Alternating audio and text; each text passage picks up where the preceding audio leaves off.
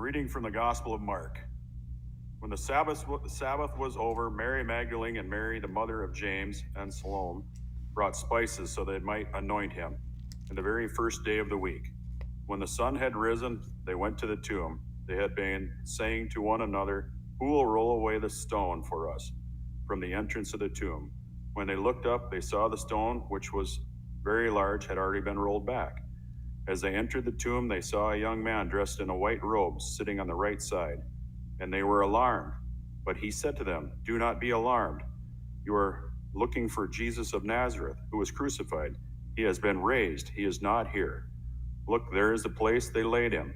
But go tell his disciples and Peter that he is going ahead of you to Galilee, and there you will see him, just as he told." So they went out, fled the tomb, for terror and amazement had seized them, and they said nothing to anyone, for they were afraid.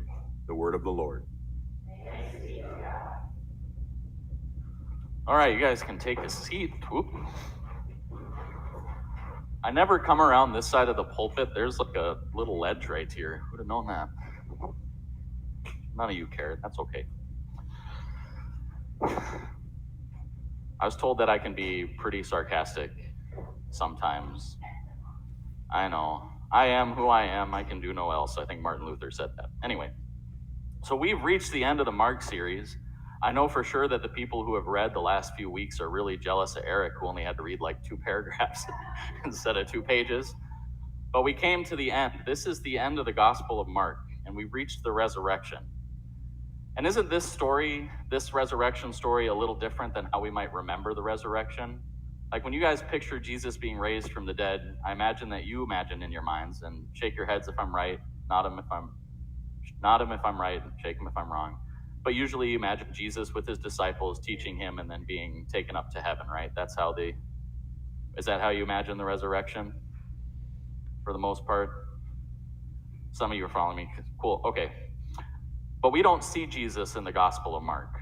And that's the big difference between this gospel and the other gospels. Instead, all we know is that Jesus was raised and went ahead of them to Galilee.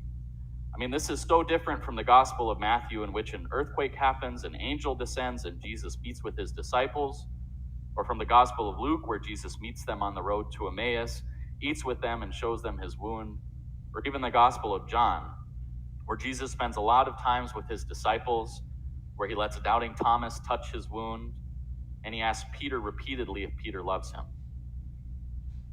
Even other versions of the Gospel of Mark have a different ending. Later, there was written a shorter version about the forgiveness of sins, and then even later than that, about 2 centuries after Jesus, about 130 years after the Gospel of Mark was written, there's a longer story that has the disciples meeting with Jesus that was added to the Gospel of Mark later. But this that we heard today is the original ending of the Gospel of Mark. To some of us, and to certainly the people that added to it, it might be an unsatisfying ending.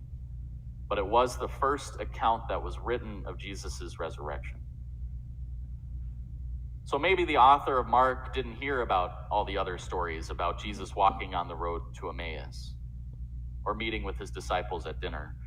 Maybe they were still trying to figure out what happened with Jesus. This was only 70 years after he was raised from the dead. They were probably still trying to figure things out. Or maybe Mark was just lazy.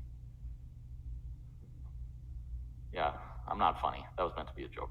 Because I don't think Mark was lazy. I don't think so. A professor that I respect greatly once told me that this story, this resurrection story in the Gospel of Mark, points to the beginning. Well, the beginning of what? Does it point to creation, the universe? No, this gospel story points back to the beginning of the Gospel of Mark. The resurrection story in the Gospel of Mark redirects the reader to the beginning of the gospel, because Mark writes at the end of the gospel, "But go tell his disciples and Peter that he is going ahead of you to Galilee. There you will see him just as he told you." And then if we go to the first chapter of the Gospel of Mark, Mark writes this: "Now after John was arrested, Jesus came to Galilee to proclaim the good news of God." The resurrection story in the Gospel of Mark isn't about forgiveness of sins. Other Gospels talk about that. It isn't about Jesus' divinity. Other Gospels talk about that too. It's about the kingdom of God on earth. It's about proclaiming a new evangelion. Remember that word, the good news. Not a message of imperial conquest, not a lifting up of corruption and greed. No, it's about an evangelion for the poor and those in need. It's about compassion, it's about mercy, and yes, it's about forgiveness. Not eternal forgiveness, but a call to forgive those who have sinned against us. The resurrection points back to Jesus starting his mission in Galilee.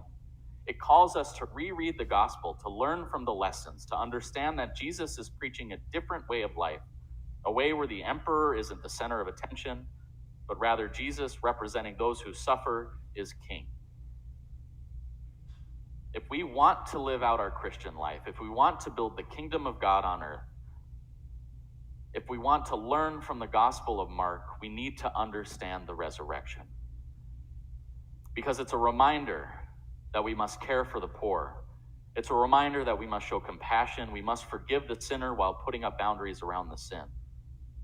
Because the resurrection calls us again and again. If we read the Gospel of Mark again and again, we start in Galilee and we go back to Galilee. We start in Galilee, go back to Galilee. Again and again, we hear Jesus is teaching the good news that we are to care for the poor. The resurrection tells us we need to build the kingdom of God on earth. And if we aren't sure how to do that, if we aren't sure what that means, if we have any questions at all we need to do is pick up our Bible and reread the Gospel of Mark. All we need to do is to go to Galilee, and there we'll learn from Jesus. I heard last week my sermon was long. I think this week was a little short, right? Cool. I'm making that joke so it gives Journey of Faith time to come up for our hymn of the day, which is, He is Alive. There you go. Please stand as you're able.